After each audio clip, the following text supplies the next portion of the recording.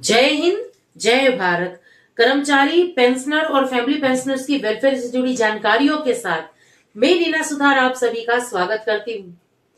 देखिए, जब भी कभी किसी वेतन आयोग के तहत हमारी सैलरी या हमारे पेंशन में रिवीजन होता है या उसका एरियर हमारे खातों में क्रेडिट होता है, तो इसके पीछे सबसे ज्यादा मेहनत होती है केंद्रीय कर्मचारी संगठनों की, जिनके प्रयास से, जिनके दबाव से केंद्र सरकार जो है वेतन आयोग को लेकर फैसले लेती है।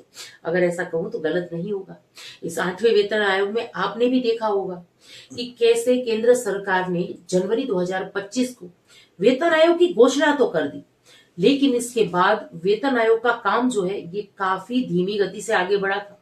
ऐसे में ये कर्मचारी संगठन ही जो थे वही सरकार पर अपना दबाव सतत बनाए रहे थे, और इसी वजह से 2025 में ही कमेटी का गठन भी हुआ। और अभी 25 फरवरी 2026 को एक मीटिंग के माध्यम से एक विस्तार से मेमोरेंडम तैयार होगा जो वेतन आयोग की कमेटी को सौंपा जाएगा। तो जैसे कि मैंने अभी कहा कि ये जो केंद्रीय कर्मचारी संगठन है, इन्हीं का प्रयास होता है इस वेतन आयोग को बेहतर से बेहतर बनाने के लिए। तो आज के इस वीडियो में ऐसे ही एक संगठन की बात करूंगी जो एनपीएस कर्मचारी संगठन है। उन्होंने माननीय प्रधानमंत्री जी को जो एक लेटर लिखा है उसके बारे में विस्तार से जानकारी शेयर करूंगी। तो ये जानकारी और इसके साथ साथ जैसे कि आप इस बोर्ड पर देख पा रहे हैं, 1 जुलाई 2025 से इंक्रीमेंट मिलेगा या नहीं। एक पेंशनर्स रिटायर होकर आए हैं 30 जून 2025 को, तो वो नेशनल इंक्रीमेंट को लेकर जानकारी मांग रहे हैं। कुछ ऐसे कमेंट्स आए हैं, इसके साथ साथ और भी कमेंट्स हैं। डीएससी केस की अपडेट मांगी गई है। तो ये सारी जानकारी आज के इस वीडियो से आपको मिलने वाली है। तो चलिए इसी जानकारी के लिए आज के इस वीडियो में हम आगे बढ़ते हैं। वीडियो में आगे बढ़ने से पहले हमेशा की तरह आप सभी से निवेदन है कि वीडियो में अंत तक बने रहिएगा। इस चैनल के माध्यम से दी गई जानकारी अगर आप सभी लोगों के लिए यूजफुल रह रही है तो लाइक और शेयर कर दीजिएगा। इस वीडियो को हाइप जरूर से करिएगा ताकि हर एक एनपीएस कर्मचारी तक ये वीडियो पहुंचे और उनको भी पता चले कि उनके हित की आवाज, उनके वेलफेयर की आवाज अब सरकार तक सीधे पहुंचाई जा रही है। चैनल को सब्सक्राइब करना ये बेहद ही जरूरी है और बेल आइकन को प्रेस करके नोटिफिकेशन ऑन रखिएगा, और आप चाहें तो हमारे चैनल को ज्वाइन भी कर सकते हैं। तो चलिए ज्यादा देर ना करते हुए आज की इस वीडियो की शुरुआत करती हूँ। कमेंट्स हम बाद में देखेंगे, पहले हम बात कर लेते हैं एनपीएस कर्मचारियों को लेकर।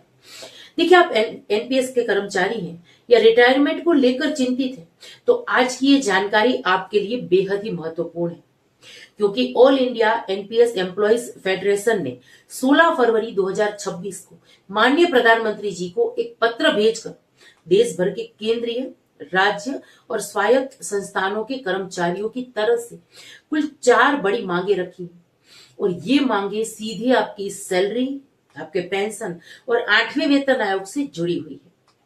यहाँ पर सबसे पहली मांग है 8वें वेतन आयोग की समयबद्ध रिपोर्ट को लेकर है।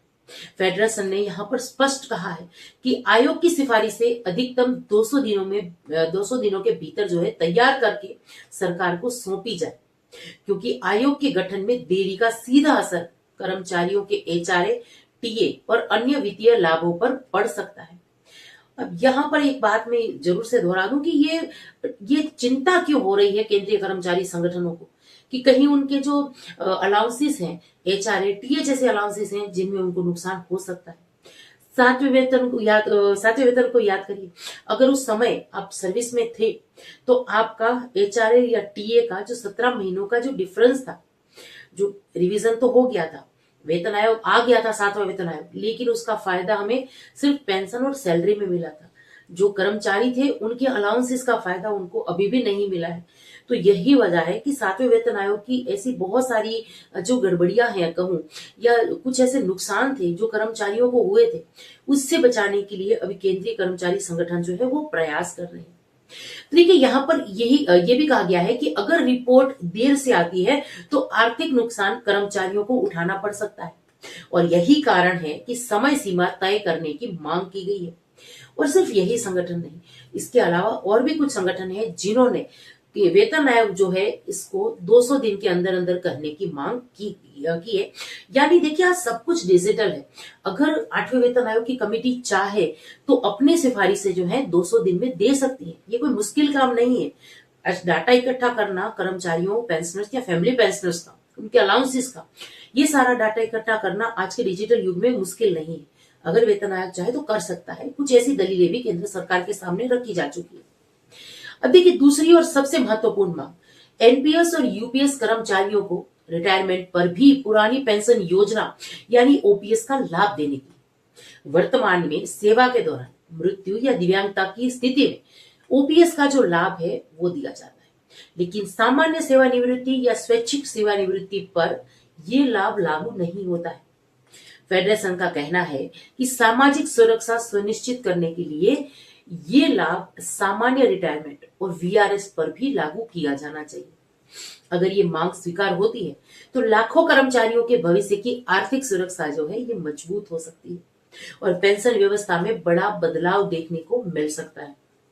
अब यहाँ पर तीसरी मांग है, 30 मार्च 2021 के आदेश के समान उसको लागू करने को लेकर है। उस आदेश में मृत्यु और दिव्यांगता के मामलों में पुरानी पेंशन का विकल्प देने का प्रावधान किया गया था, लेकिन फेडरेशन का कहना है कि सभी राज्यों और केंद्र शासित प्रदेशों में इसे समान रूप से लागू नहीं किया गया है।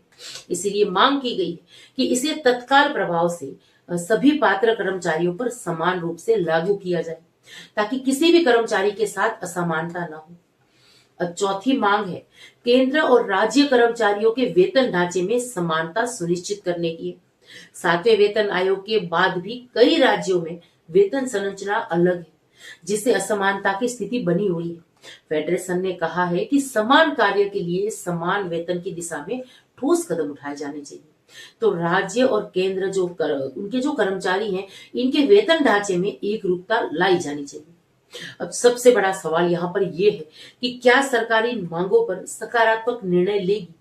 8वें वेतन आयोग की प्रक्रिया आगे तो बढ़ रही है और एनपीएस व्यवस्था में सुधार को लेकर पहले ही चर्चाएं तेज हो रही हैं।